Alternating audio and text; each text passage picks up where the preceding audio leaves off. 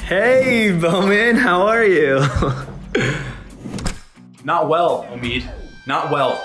Why? What's going on? I've been waiting around for, I think, 10 minutes now for you to get here. I mean, disrespect has, apparently disrespect is a late clock. I promise it's not my fault. Fine, you can stay. Hey everyone, it's Omid, and in today's episode, I'll be following Boman Martinez-Reid. Boman got to start posting reality TV style comedy sketches which have gathered millions of views on TikTok. He currently has over 1 million followers and is growing rapidly. He has truly become the web's reality TV king, and I can't wait to learn more about him. This is Boman Martinez-Reid. Now that we've settled that, who is that Boman that I just saw? That was the reality TV Boman. That's the Boman that everybody else knows. Yeah. But today, I think you're gonna see a different side. I'm excited. You know, whenever I watch your TikToks, I'm like, Boman lives in the perfect reality TV house. I'd love to get a tour if you're down. Well, yes, absolutely. I can show you around. First room that I'll show you is the living room. This is where I would say I do most of my filming, is this room. Who's interior decorating this place, Boman? It is so perfect. That's my mom. She is very good at interior design. I had no idea until one day we moved here and suddenly she was like super, super good at it. This is honestly where the whole entire family lives in this house. Wait, Boman, what does that say on the chalkboard? It says, Boman, congrats, Vanity Fair. My mom wrote that on the board today. Wait, so this happened today? Yeah, today I woke up wow. to a tweet. It was somebody tweeting me saying, so proud to see a bunch of these people featured in Vanity Fair, and one of them was me. And I went, oh yeah, that actually is happening. When you woke up this morning and you saw that on your Twitter, you know, how does that make you feel that this major magazine has written about you? I have never I was speechless. I never thought that I could actually go to the store and get myself a copy of Vanity Fair and I would be in it. It's absolutely crazy to me. Well, congrats, Boman. You know, this is just the start for you, and lots every day. It's every day. Every day something happens, and it somehow tops whatever happened the day before. And I'm constantly shocked and surprised at everything that's come from all of this. So you're living back with your parents right now, right? Yes, I'm back. I'm back in with my parents. How's that been like?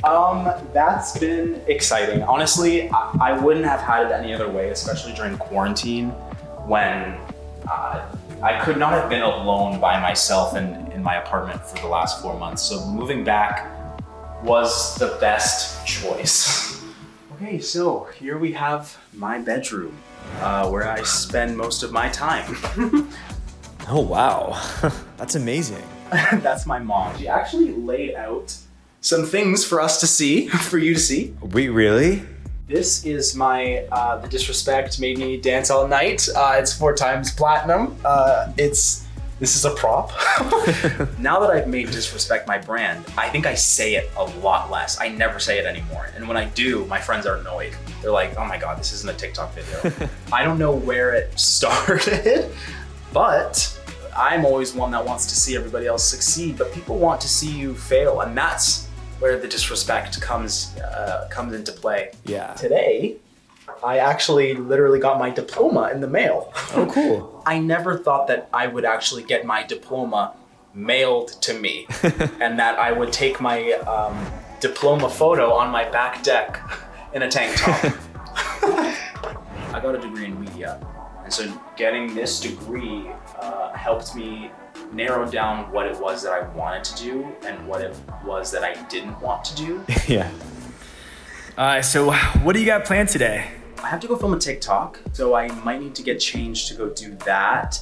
But other than that, we can do so much. We can go for a drive and I can show you around town if you'd like. I'm so down, let's do it. Awesome. But first I need to get dressed. Okay. I'm ready to go film. Welcome to the basement. This is where the fun happens. Oh, wow. Okay, so I usually just set up my phone. This is a whole process. It actually is, I've set it up kind of nicely right now because you're here. I have a guest over. So can we just be quiet on set right now? Thank you. All right. I was so disrespected by this pie that Alyssa made me. I decide to turn into a vacuum cleaner and clean up her dirty act. That was what I needed to get. That's all I needed. So tell me, reality TV is your thing. What made you decide to stick with this format? I was making a YouTube show with my friends called Read It and Weep. So I did that. Nobody watched it, but it was just kind of exciting for me to do and exciting for me to focus my energy into that, and also for my friends and I to do. So what made you decide, I like this format so much that I'm gonna try it again? One day, my friends started saying, okay, you should start posting on TikTok because you do really, really well, because you're so much like all of these other people that I follow who are just really funny. Yeah. So I said, fine. One day I made a TikTok. My first TikTok was me telling my last 2 brain cells that I'm gonna start making a TikTok. It wasn't until February that I started getting my first viral videos, and that was when everything changed. What was that video that kind of set off this journey for you?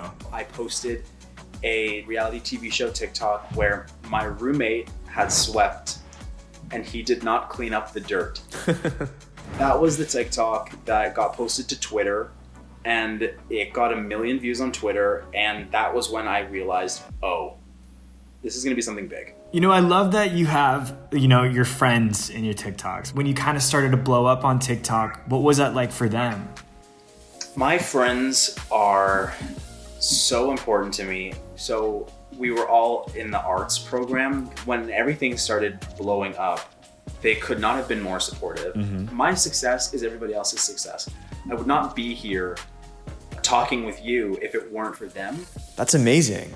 Do you feel like the Boman that is on TikTok has, now become a part of your identity? You know what? I had this same question for myself when I started blowing up on TikTok, and it was, do the people that are following me know who I am? And the ultimate answer to that was no. But I think I'm okay with that. I think that I've created this character, but at the same time, it is very me. Yeah. I am very dramatic. I get very angry over little things. When my friends watch it, they just go, that's so you. They get so irritated about it because it is so true to me and how I wish to react about things. Okay, so are you down to go for a drive? Show you around the city? Yeah. Take you around town? I am so down. Let's do it. I'm gonna go change first, and then we'll go for a drive.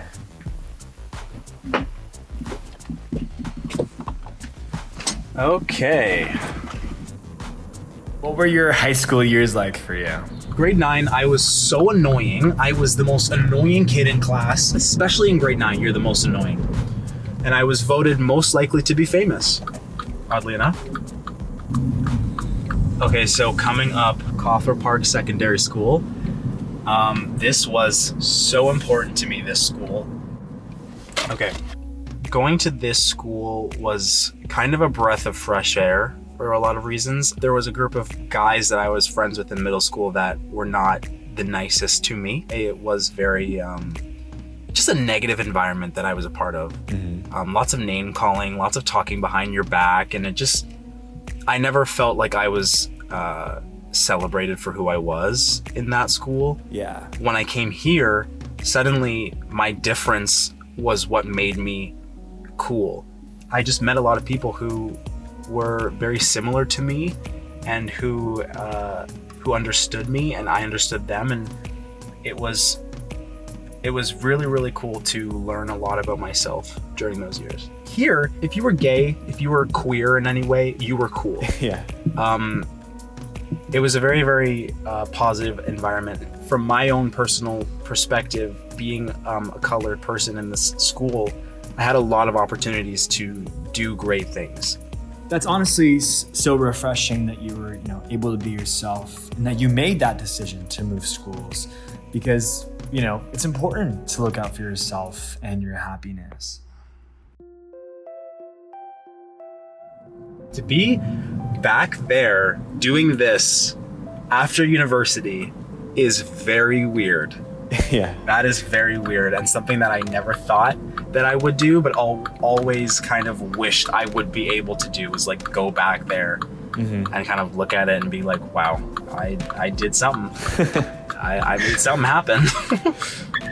How did your parents take it when, they saw you going on TikTok? It's this newer platform, you just graduated from college. What were their thoughts about it?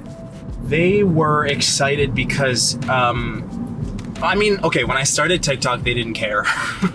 They saw that I was making videos and they were like, oh, Boman's just doing something with his free time. I was about to graduate with no job prospect, no idea of what I wanted to do. And here I am, and they are over the moon about it. Sometimes I think about that. If I never started TikTok, what would I be doing with all of this free time that I have? For real. So we're happy about it. They're very happy about it. Okay, so we are here. This is the waterfront trail. During quarantine, we walk this to get some exercise. Growing up, what was your family dynamic like? I come from a divorced family, like a mixed household, as they say, but it was never really an issue. My parents made it very, very comfortable for us. I live with my mom. I see my dad very, very often. Yeah. But yeah, I grew up in a very supportive household, a very supportive environment. I'm very, very grateful of that, because I know so many people who didn't really have it as well as I had it. So I'm very thankful for that. I love that in your Instagram bio, you wrote, a Spaniard and a Jamaican walk into a bar, and then they had me. Tell me about your parents. My mom is from Spain, and then my dad is from Jamaica. They came to Canada kind of with nothing, both of them, and they made something out of nothing. And here I am trying to live up to that. Growing up, there was nobody that looked like me on TV. There's nobody that looked like me on YouTube. There was nobody that was my sexuality on YouTube or that was queer on YouTube. Yeah. So it's very important to me to be that, not just for myself, but for everybody else, because the fact that we've gotten to this point where I can exist on social media playing this larger than life me character and nobody really questions what I am, it's so important. What was it like when you discovered your sexual identity and you decided to come out to your parents? It was kind of just one day, I think it was middle school. I was just kind of like, oh, interesting. And turns out everybody was very, very accepting of me. It was always kind of celebrated that I am who I am. How did your parents take it when you came out to them? My mom was very shocked because I put on a cape and jumped out of the closet when she came upstairs. So she was a little surprised.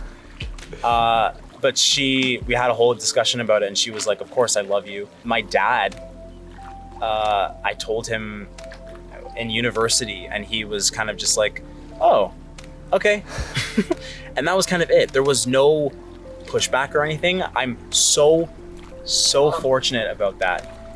Because I know that so many people have it differently. What kind of advice would you give someone who feels like they aren't seen and they aren't heard in life, in general life and social media? My mom once told me, remember, whenever you feel like you're not posting enough, whenever you feel like you're not doing enough, just remember that you are enough, that people care about you because whatever you're offering is enough. Everybody has to create their own story, and that happens with time. Mm-hmm. It doesn't necessarily just happen tomorrow that you become successful. I don't even feel like I'm at the point now where I can go, okay, well, I've done it. It's a journey. It's a trip. It's a story that you create. So, what's next? You know, what do you see yourself doing in the next coming years? I don't know. Something big, something humongous. At the end of the day, it also doesn't necessarily matter what's next as long as I'm staying happy, because a month from now, I have absolutely no idea what's gonna happen. It is news to me. Well, Boman, today has been so much fun. You know, I love spending the day with you and just being able to hear your story. So I thank you for that. Thank you. It's honestly just a joy to be able to share myself with so many people. I never thought that I was this interesting, that people would watch me so religiously, but here we are, and I'll take it. Well, thank you for hanging out with me. You're good to get an Uber, right? Don't worry about me. I'll get a ride. I'm all good. See you later then.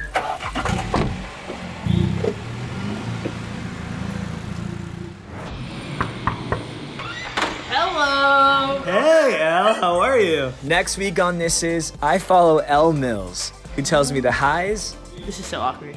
and the lows of being a YouTube sensation. On tour, experienced my first panic attack. It was just too much for me mentally.